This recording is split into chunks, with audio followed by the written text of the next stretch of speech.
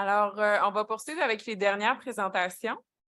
Je vais vous présenter brièvement, en fait, les 5 personnes qui sont avec moi. Ce sont les récipiendaires du programme de jeunes leaders d'un système de santé apprenant. C'est une bourse de carrière de niveau Junior 1 FRQS qui a été lancée en collaboration avec l'Unité, les RUIS et le FRQS.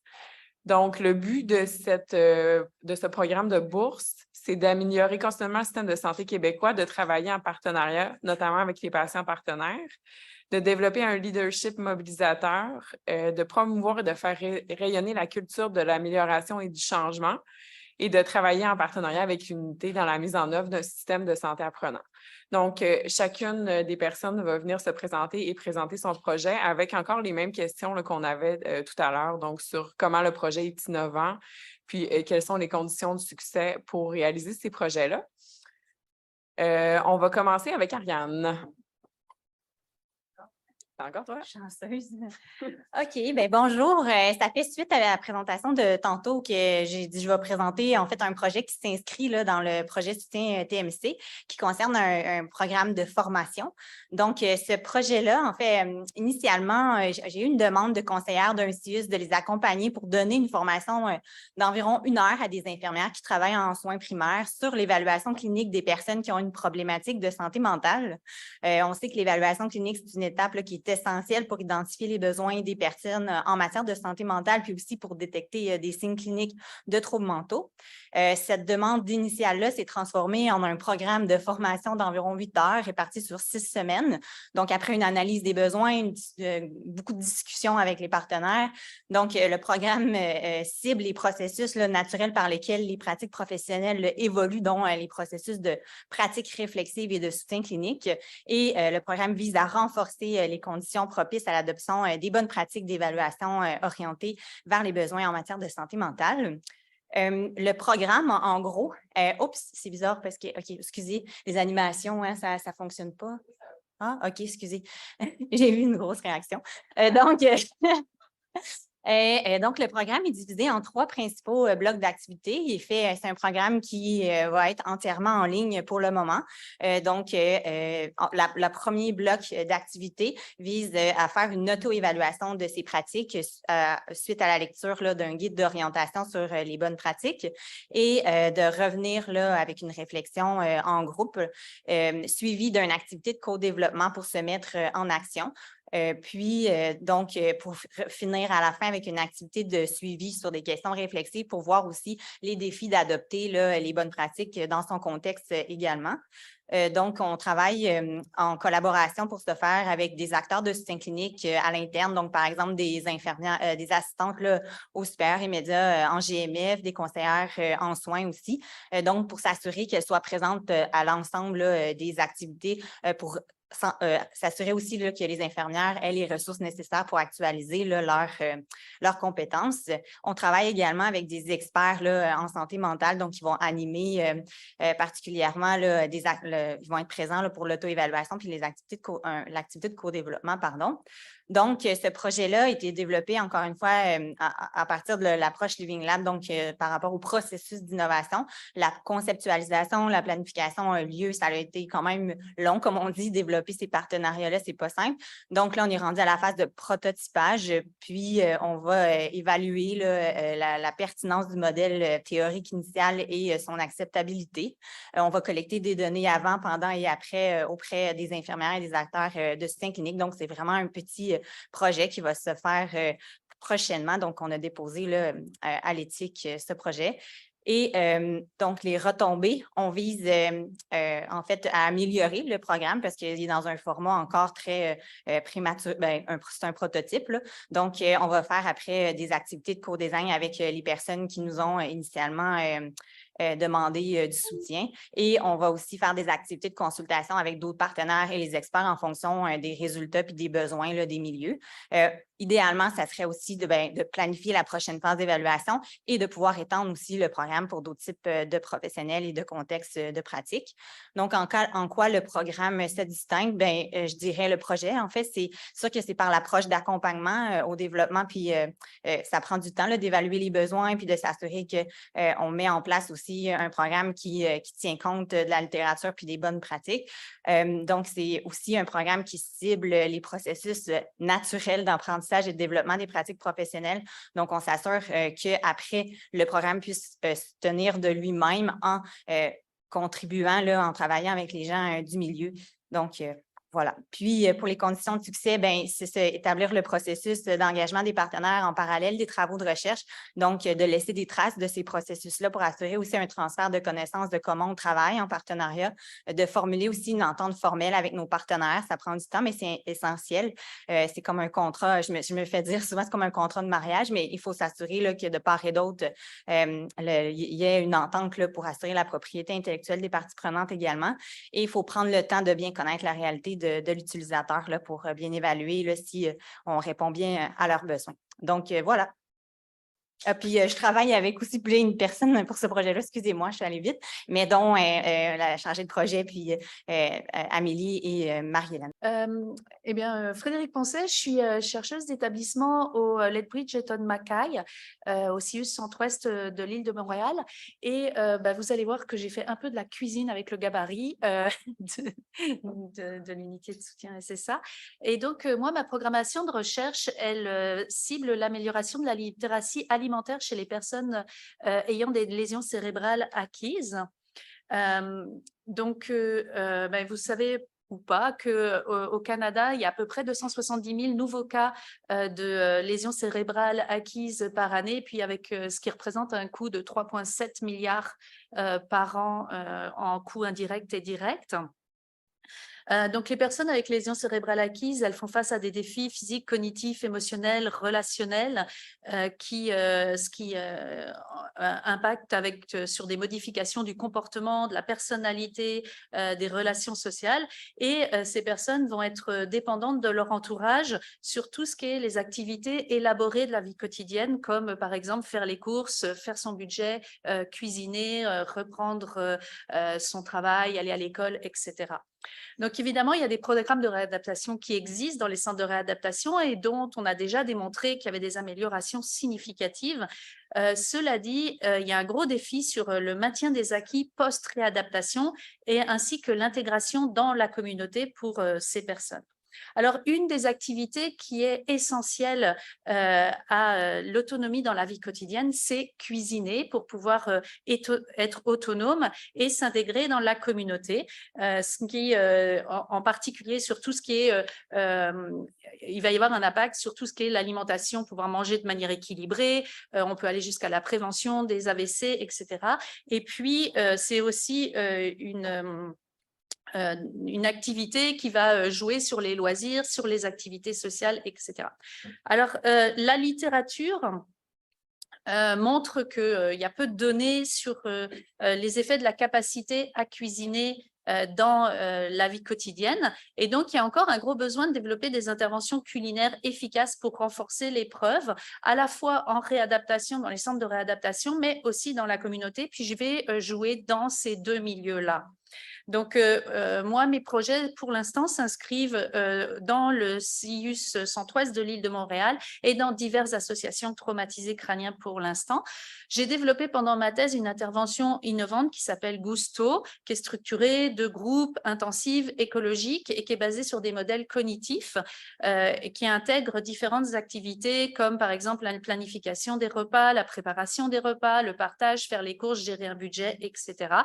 Et l'objectif de ma programmation de recherche, c'est à la fois de co-créer de nouvelles versions de Gusto en fonction des besoins des personnes avec lésions cérébrales acquises, explorer leurs effets de ces nouvelles versions et puis d'implanter Gusto dans le continuum de la réadaptation jusque dans la communauté. Alors, au niveau excusez-moi, des cas théoriques, je me base sur une approche de transfert de connaissances intégrée qui s'intègre complètement dans le SSA avec un processus d'innovation sociale dans un contexte de santé en réadaptation. Au niveau de la méthodologie, c'est globalement pour tous mes projets, je vais partir sur les besoins des usagers ou des cliniciens dépendamment. Et puis, on va travailler en co-construction avec tous les utilisateurs de connaissances, dont les usagers. On va aller regarder ensuite, faire une exploration des effets et des études d'implantation. Ici, je vous présente rapidement plusieurs projets, mais par exemple, on en a un qui est d'enrichir toute la composante goût et odorat. Et ça, c'est venu avec la COVID, mais aussi enrichir l'activité budget avec le développement d'une nouvelle technologie. Alors, au niveau de la recherche autrement, déjà, moi, ma recherche s'inscrit dans une cuisine. Mon laboratoire, c'est des cuisines. Je travaille beaucoup en partenariat, en intersectoriel. Les utilisateurs de connaissances sont à toutes les étapes clés des projets. Il y a une co-création avec des décisions partagées, interdisciplinarité. J'évalue les besoins. On travaille beaucoup sur la pratique réflexive, soit des cliniciens, soit des intervenants dans les associations. Et puis, donc, je me base sur le transfert des connaissances intégrées, avec des données que je partage complètement avec tous les partenaires. Alors, les conditions de succès, pour terminer, il y a déjà beaucoup de choses qui ont été dites, mais je pense que pour que ça marche, il faut avoir de la communication en continu sur à peu près toutes les étapes, avec des mini-rapports, avec des guides d'intervention s'il y a besoin. Il faut un partage des connaissances. Je vais jusqu'à former les cliniciens ou payer des formations aux cliniciens dans mes projets. Le choix des devis de recherche, je pense, est aussi important. Et puis, le partenariat, on en a déjà beaucoup parlé. La planification dans les projets, les contrats avec les partenaires, je travaille beaucoup avec le service légal. Puis, ce qui est, je pense, moi, pour mon type de projet, en tout cas, c'est la connaissance des milieux à la fois cliniques et associatifs. Voilà. Je vous remercie.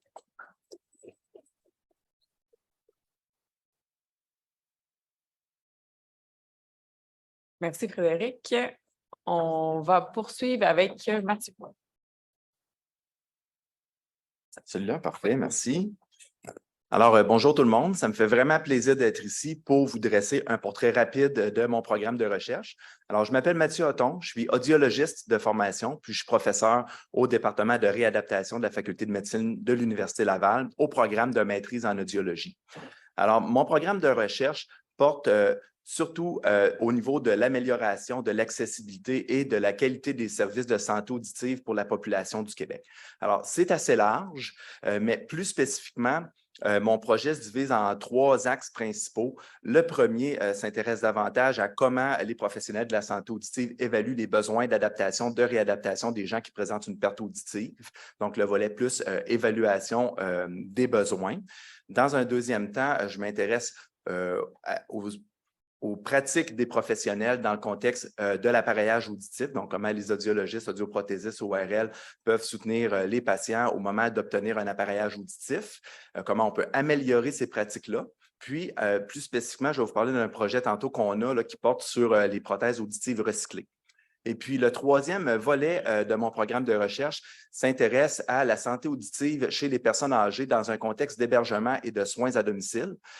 Vous le savez probablement tous, dans ces types de soins-là, la santé auditive, il n'existe pratiquement aucun service là, lié à la santé auditive dans ces milieux-là.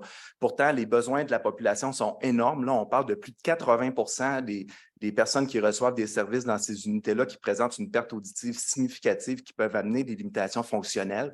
Donc, on cherche une façon, si vous voulez, de développer ou d'implanter des services de ce type-là dans ces milieux-là.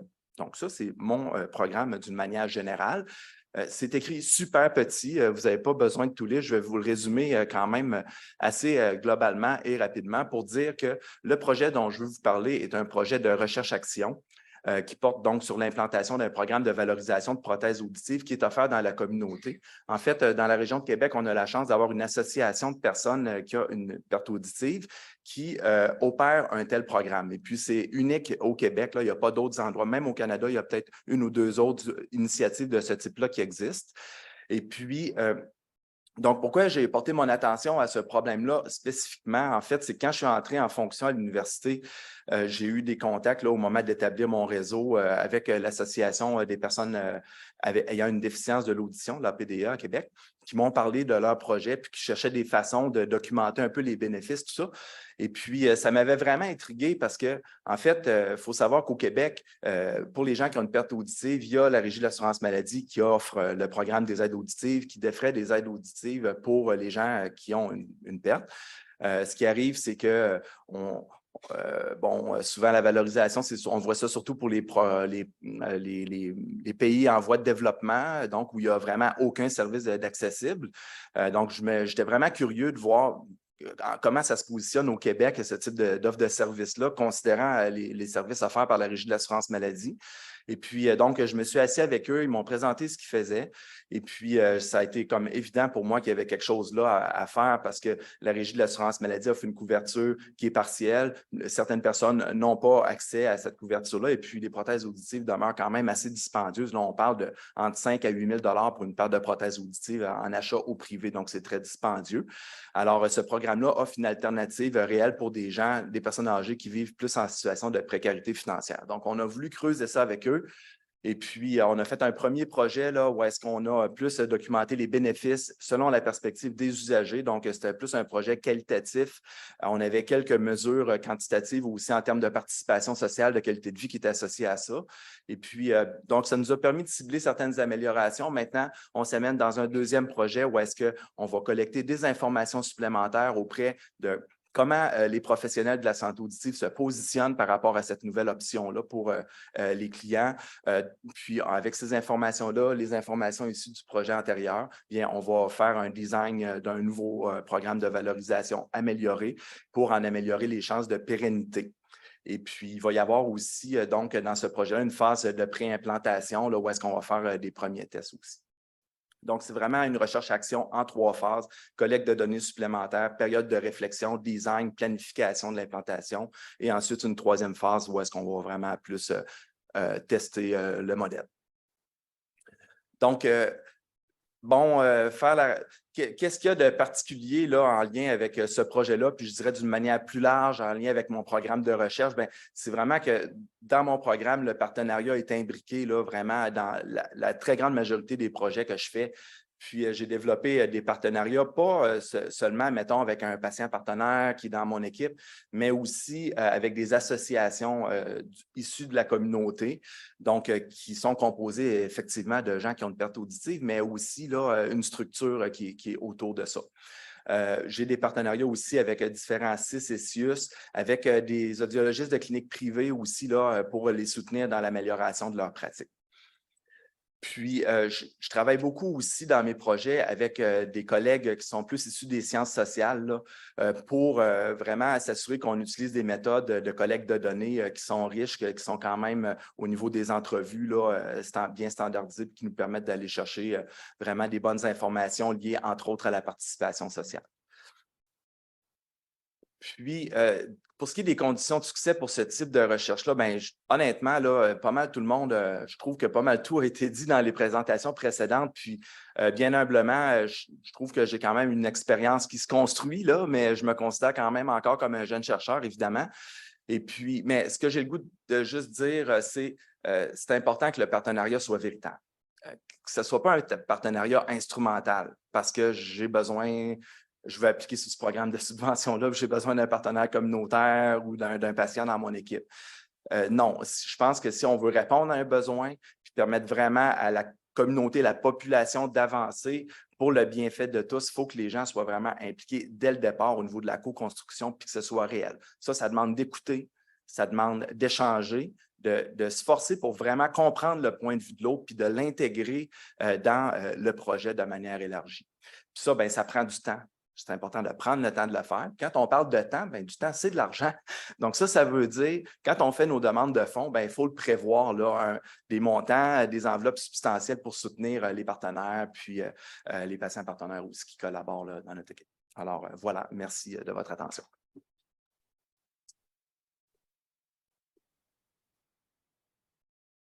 Merci Mathieu. On va poursuivre avec Marie-Hélène.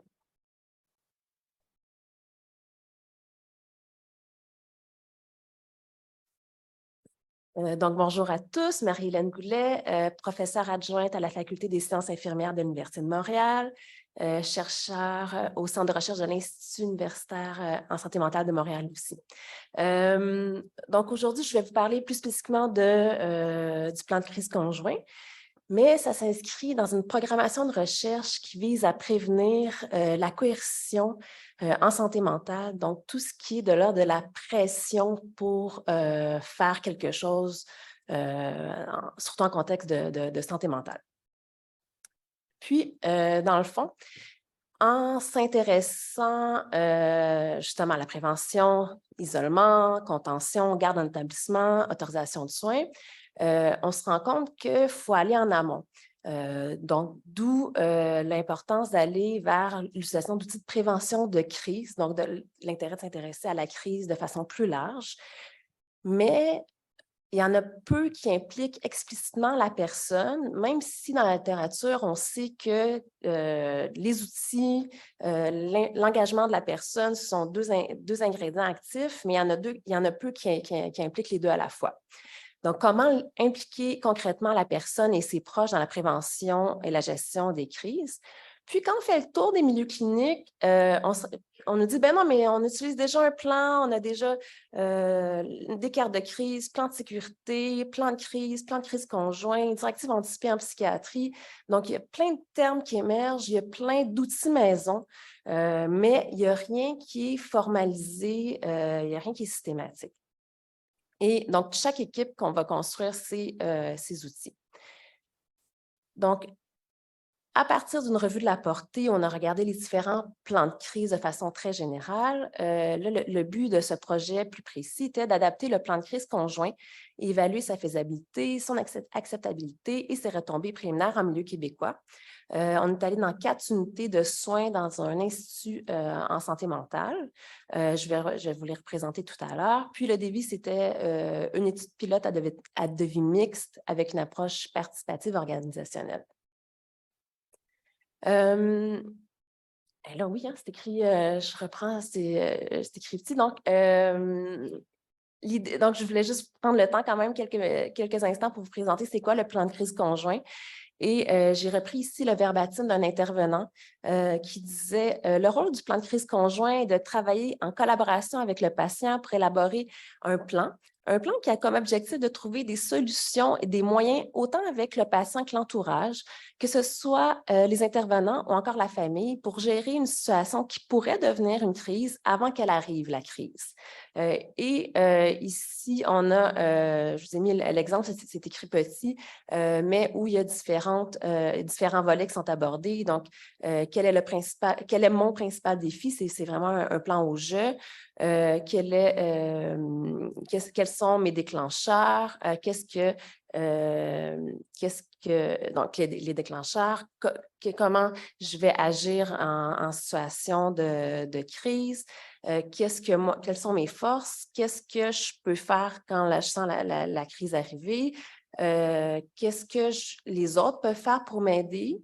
Qu'est-ce que je ne veux surtout pas qu'ils fassent, les autres? Par exemple, là, c'est une bonne porte pour ouvrir la discussion sur des sujets qui sont des fois plus difficiles à aborder, comme en milieu hospitalier, la possibilité d'avoir recours à l'isolement, à la contention.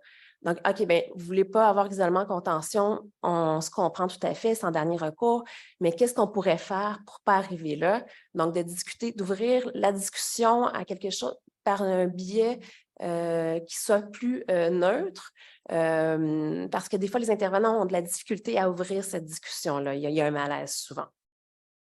Donc, c'est un plan, donc ça, je vais y revenir. Pour illustrer un peu pour les personnes qui sont moins habituées avec la trajectoire de soins en santé mentale, surtout pour les troubles graves, les troubles mentaux graves.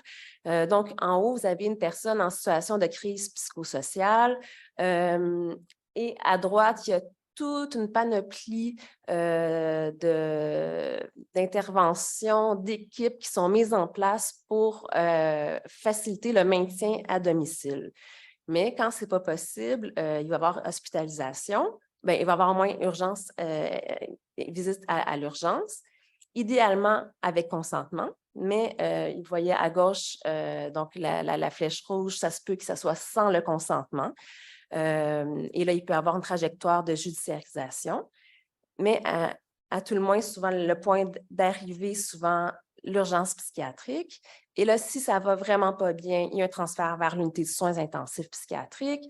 Sinon, il y a un transfert vers l'unité de soins aigus. Et là, à chaque étape, il peut y avoir des transferts, des congés. Mais là, chaque point que je vous dis, chaque équipe développe ses propres outils.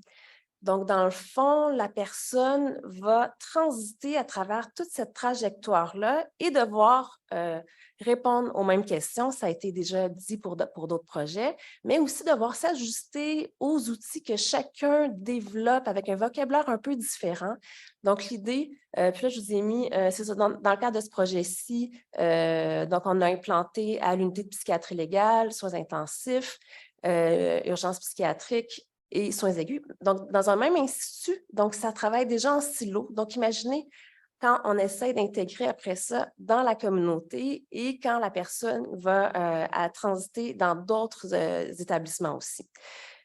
Donc, l'idée, c'est qu'avec le plan de crise conjoint, que ça appartienne à la personne, puis que ça la suive au cours de sa trajectoire. Comment faire la recherche autrement? Donc, pour mettre sur pied ce plan de crise conjoint-là, on l'a fait avec un comité d'experts, donc avec un peu composé de façon maintenant, on peut dire maintenant traditionnelle, donc patients partenaires, proches, des représentants des équipes de soins, des représentants des gestionnaires des 4 unités, aussi des représentants de la direction des soins infirmiers, direction santé mentale, mission universitaire, l'équipe de recherche. Donc, ça fait beaucoup de monde à mettre autour de la table. Puis juste pour vous dire, pour s'entendre sur c'est quoi la crise, c'est quoi une crise, la définition, ça a pris déjà 5 rencontres. Donc, quand on planifie une programmation de recherche, de passer déjà un 5-6 mois juste sur identifier la condition minimale de c'est quoi la crise. Donc, ça prend du temps. Aussi, après, une fois que le plan avait été adapté, on a pris celui d'une équipe de SUS qu'on a adapté au Québec, qu'on a monté aussi la formation.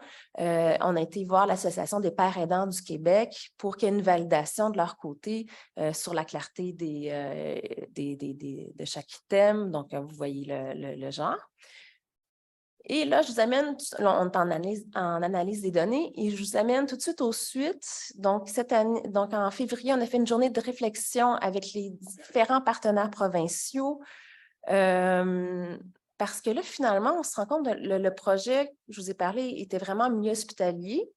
Mais on se rend compte que l'intérêt est beaucoup à l'extérieur de l'hôpital, qu'il y a un grand besoin à l'extérieur. Puis quand je présente, c'est les intervenants de l'extérieur de l'hôpital qui m'écrivent « je veux absolument le plan ».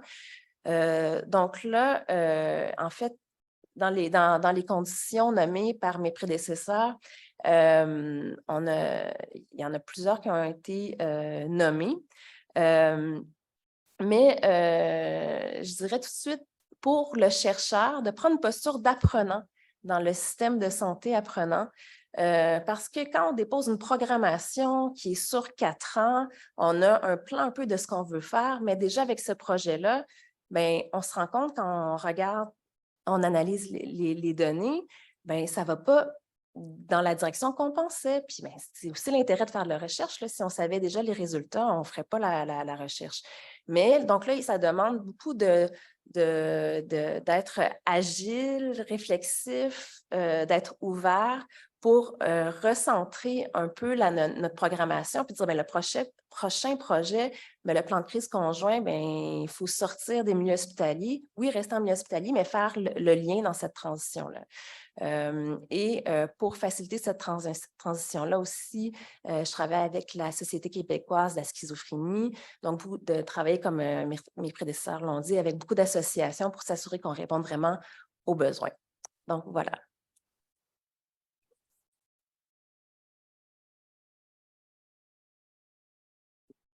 Super. Bonjour tout le monde. Je suis content de voir une salle quand même assez remplie. Donc, merci de votre présence aujourd'hui. C'est vraiment plaisant. Un petit peu plus haut comme ça. C'est mieux? Mais je peux juste parler plus fort. J'essayais de ne pas faire piquer le micro, mais donc c'est ça. Donc moi, c'est Maxime Sasseville, je suis professeur-chercheur à l'Université Laval, au Centre de recherche en santé durable Vitam. J'ai soit trop bien suivi les directives, soit absolument rien compris. Ça se peut que ce soit un savant mélange des deux. Mais aujourd'hui, c'est un petit peu différent ma présentation. Je vous présente vraiment mon programme, sa structure, comment je l'ai pensé, qu'est-ce qui m'intéresse, puis les sujets qui sont rattachés un peu à les projets qui sont rattachés un peu à ça. Puis dans le doute, c'est sûr que c'est moi qui est dans le tort. Donc, posez-vous pas de questions. Mon projet s'appelle Improv. C'est à la fois un acronyme, mais aussi un peu comment je fais de la recherche. Donc, j'aime ça, user de créativité, trouver des solutions dans les structures fermes de la méthode scientifique. Je connais mes forces, sont là-dedans, puis c'est ce que j'aime. Donc, je trouvais ça assez intéressant de m'enligner sur cette direction-là pour mon nom de programme. Oups, un petit peu trop vite. Donc, Improv, qu'est-ce que ça veut dire? Ça veut dire implantation durable des mesures auto-rapportées, les fameux PROM, dont vous avez entendu parler à quelques reprises jusqu'à maintenant, et valorisation des données pour une première ligne équitable et personnalisée, donc Improv. D'où ça vient un peu ce programme-là? Ça vient des 2 citations que vous avez ici. Donc, la première citation, donc désolé, je ne les ai pas traduites, je voulais être sûr de ne pas changer le contenu ou de changer le sens. Mais vous avez une première citation d'un écrit classique en évaluation des systèmes de santé qui nous dit en gros que les résultats, c'est ce qui est le plus important pour regarder si notre système de santé est efficace. Puis après, vous avez une autre citation qui provient, celle-ci, d'une patiente qui nous dit « moi, mes données de santé, ils devraient me suivre ». Donc, c'est 2 citations qui sont au cœur de mes intérêts, de mes réflexions par rapport à la collecte de données patients, comment l'utiliser, parce que mon intérêt, c'est de rallier un peu ces 2 contenus-là. Donc, comment on s'assure de collecter des données qui démontrent une qualité de soins, qui sont… Donc, j'ai un background en psychométrie, en développement d'instruments de mesure, donc j'ai un intérêt méthodologique envers ça, mais comment on rattache ça à ce que les patients ont besoin? Qu'est-ce qu'ils veulent? Comment ils veulent qu'on leur pose des questions? Comment ils veulent qu'on fasse la collecte de données? Qu'est-ce qui est important pour eux à travers le processus de collecte de données, autant pour les projets que pour la clinique? Fait que c'est de là que ça vient. Mes objectifs de recherche, je ne vous les lis pas. À la place, j'ai quelque chose de visuel qui est un petit peu plus le fun. Donc, c'est mon programme de recherche. Mon programme de recherche, j'y réfléchi depuis la fin de mon doctorat en 2019. Donc, ça s'articule autour de 3 grands domaines. Puis au centre, vous retrouvez un hôpital avec un cerveau. Je suis vraiment très créatif. J'ai trouvé une manière de le montrer, mais je trouvais ça drôle de le mettre comme ça parce que c'était un peu cucu puis ça me faisait rire. Donc, vous voyez les 3 grands axes. Donc, le premier axe qui est rattaché à mon expertise première, qui est comment on développe et on valide des instruments de mesure qui répondent aux besoins des patients. Le deuxième, c'est celui qui parle d'implantation clinique. Comment on implante des mesures qui respectent le temps des patients, qui respectent le temps des cliniciens, où on s'assure qu'on a un bon effet dans le temps, donc qu'on a ce qu'on appelle un uptake, donc le patient ne fait pas juste une première fois compléter son questionnaire, puis qu'après ça, ça finit. Puis qu'on s'assure de co-développer ces méthodes-là dans les cliniques avec les patients, avec les partenaires cliniciens et les décideurs. Puis finalement, l'intégration en continu des apprentissages, c'est d'utiliser des méthodes majoritairement technologiques, évidemment, pour permettre une réintégration, une analyse en continu des données, puis utiliser, donc là, j'ai failli effacer intelligence artificielle pour plein de raisons, là. Donc, c'est un mot qui est galvaudé puis qu'il faut utiliser avec parcimonie. Donc, en recherche, c'est plus des modèles prédictifs parce qu'on sait ce qu'il y a en arrière d'un modèle prédictif puis comment il prend ses décisions. Donc, c'est d'utiliser des modèles comme ceux-là pour prédire un peu ce qu'il faut demander aux patients, dans quelles conditions et comment on intègre ces données-là. C'est les 3 grands axes, vous voyez qu'ils ont été pensés un peu indépendamment. Donc, c'est 3 intérêts indépendants qui nourrissent la même mission centrale. Et là aussi, j'ai été un peu nono. Je me suis dit, un programme de recherche, c'est quoi la concrétisation des objectifs? C'est de trouver de l'argent. Fait que je vous ai présenté ça. Donc, ici, vous avez un peu comment mes objectifs se décline en projets. Donc, chaque objectif présentement est rattaché à un projet qui est financé. Donc, vous avez, au niveau de mon premier objectif, pour co-développer des mesures auto-rapportées et des solutions numériques qui permettent leur utilisation en contexte clinique, bien, il y a un premier projet qui est soutenu par mon université, qui est un développement d'ensemble fondamental de mesures. Je suis également dans l'initiative pan-canadienne de la COVID longue. Puis plus spécifiquement, je suis dans le network là, pour la COVID longue et puis je suis plus spécifiquement intégré directement dans l'équipe qui va mettre en place la banque de données et le registre pour la COVID longue dans les cliniques de première ligne. Donc, ça nourrit directement mes intérêts. Vous voyez en deux, qui est au niveau de l'identification des barrières et des facteurs facilitants, bien, il y a une revue systématique là, qui a été financée par les IRSC, qui est à ce point-là. Vous voyez que j'aime beaucoup les acronymes en plus. Donc là, il y a un morceau de mon cerveau que vous voyez direct là, qui est, moi, je trouve les noms, on dirait que je fais des projets pour trouver des noms, là, mais donc le projet InPrint, c'est ça, c'est d'identifier des barrières, des facilitateurs pour mieux intégrer les mesures dans les cliniques. Au niveau de mon troisième objectif, qui est d'explorer les effets individuels, organisationnels et systémiques des mesures. Donc, quand on implante des mesures, qu'est-ce que ça fait? Donc, j'ai un projet là, qui est soutenu par mon centre de recherche, qui est le projet Pooled, donc qui est l'acceptation sociale d'intégrer des données de ce type-là dans des lacs de données. Puis, je finis avec le quatrième objectif qui était de co-développer la structure organisationnelle pour intégrer et utiliser ces données-là.